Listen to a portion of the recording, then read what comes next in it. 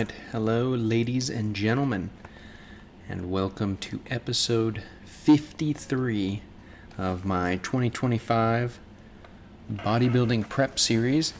Getting ready for a show coming up in August, and it's actually approaching much faster than I might have realized. I feel like this year is absolutely blowing by. And one of the nice things about that is that it's finally starting to warm up again.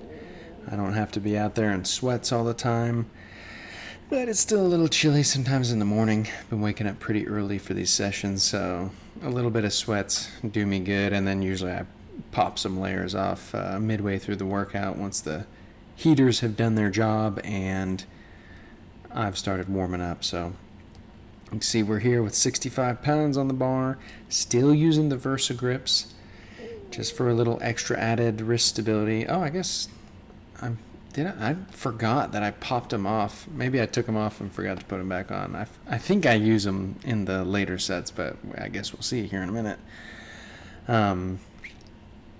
So what do we got going on here? So markers of hypertrophy stimulus. I gotta say, man, I'm tempted to just up the volume on leg day in general, because after this last leg session, I'm just not super sore. Now, we've talked a little bit on this series. Yes, I put the Versa grips back on. But I talked a little bit about being in a caloric deficit and not kind of having everything your body needs to actually produce a robust amount of delayed onset muscle soreness. So that's probably what I'm experiencing. So I'm being as cautious as I can in adding volume. So I'll probably stay where we're at for now. You know, things are usually 5 or 6 out of 10 instead of like 7 or 8 out of 10. It's just doled down a little bit. So, you know, not that big of a deal, but it's a little bit more difficult for me to strategize and figure out like what's really jacking me up and what's not. Of course, I'm sure something that would have like a super high raw stimulus magnitude is still probably going to make me pretty sore. But, you know, it is what it is. So how did we do here on this 15-degree incline bench? So still doing 3 sets. 8 to 12 reps is our repetition range there, using 120 pounds, which is up from the previous session. So you see those little green plates on the end there. Those are little 2.5s.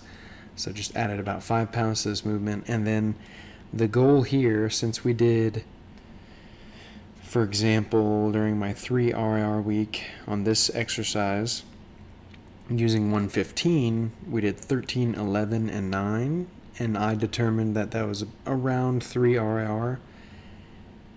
Adding this 5 pounds here, if I can hit those same reps, which I did in this session, I also got 13, 11, and 9. That increased weight makes the last few reps that much more difficult, bringing me a little bit closer to failure by the time I get to them, and thus increasing the intensity and ideally increasing the stimulus you would get from the exercise. So still doing periodization. It's pretty straightforward periodization for me. If it's something where I have to use a super light weight, I usually increase volume. But if it's something like bench or squat or deadlift or any of these big compound movements, usually adding weight is the best way to go to increase your intensity. Or if, I don't know, certain intensity techniques, like if you try to do like myo rep match on benching, I feel like that would probably be a little bit dangerous, especially because I don't have a spotter. I wouldn't want to be going like basically to failure multiple times in a set. Just probably not a great idea. I also don't want to have to, you'll notice I don't put the little clips on the end of the barbell there.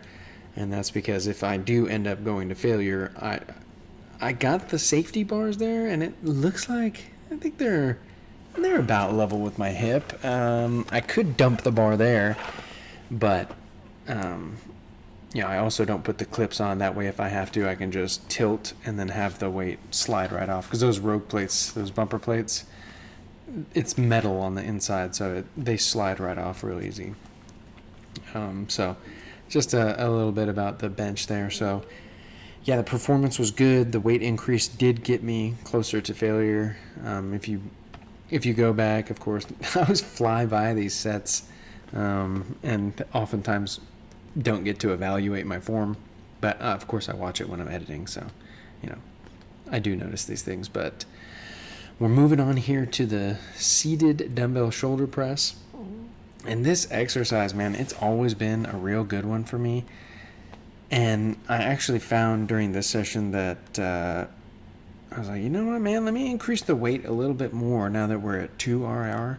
Because 25 felt better than 20 pounds, but 30 felt even better. So last push session, I think I said the 25s are here to stay for the meso.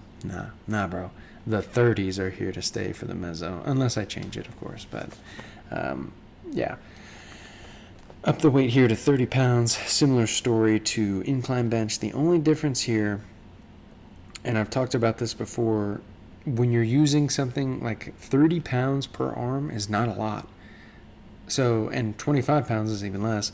And if you're going from 25 to 30, that's a significant increase in weight. Like ratio with how much fatigue it's going to cause. Because, if I'm doing 20 pounds and you go up to 25, that's what? 5 is... Oh no, I'm not doing this to myself again. Good Lord. It's significant. It's like, we're looking at like around 15% increase in weight. That's pretty big. So what I'll expect is a decrease in reps on that. And so for the last session, I got 17, 15, and 13.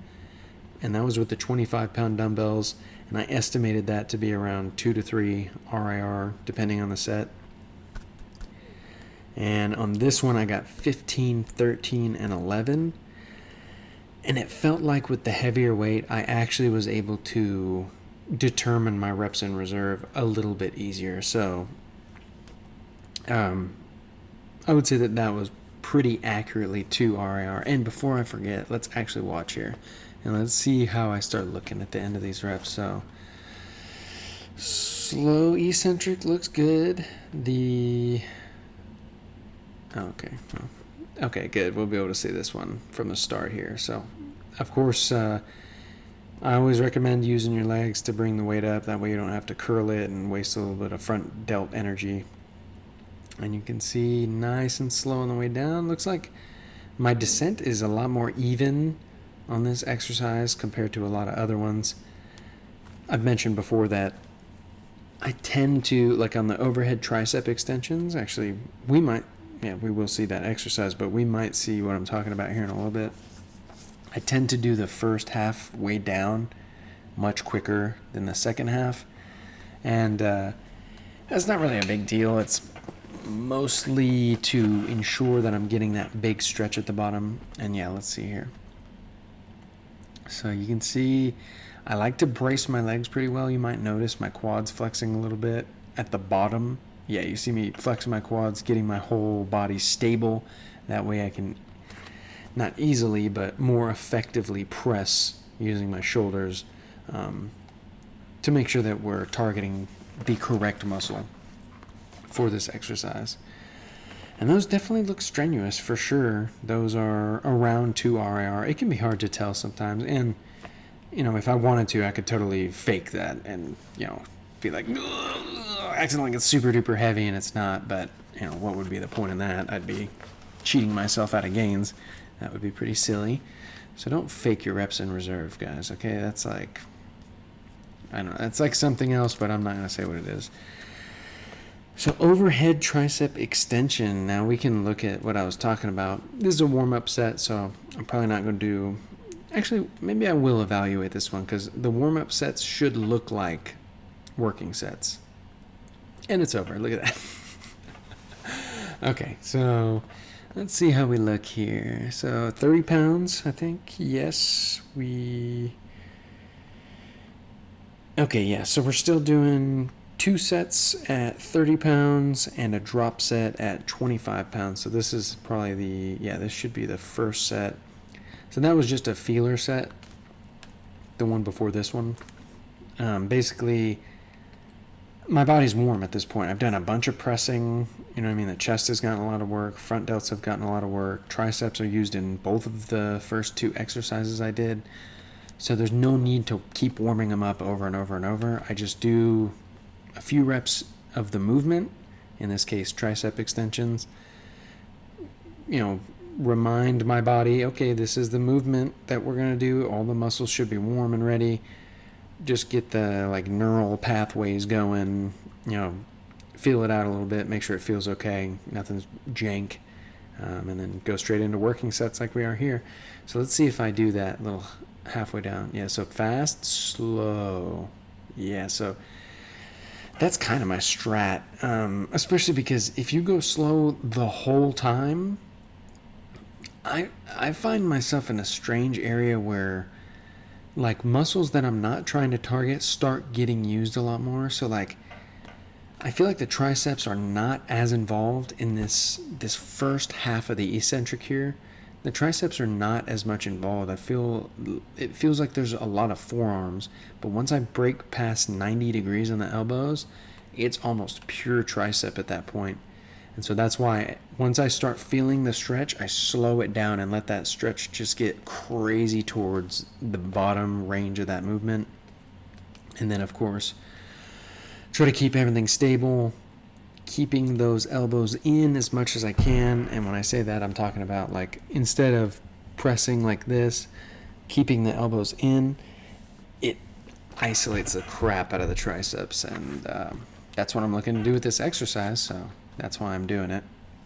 Now, how was my performance here? So like I said, same scheme as our 3 RIR week. We've got 2 sets at 30 pounds, one drop set at 25, and I got 17 and 13 for the 30-pound sets, and then the drop set I got 11.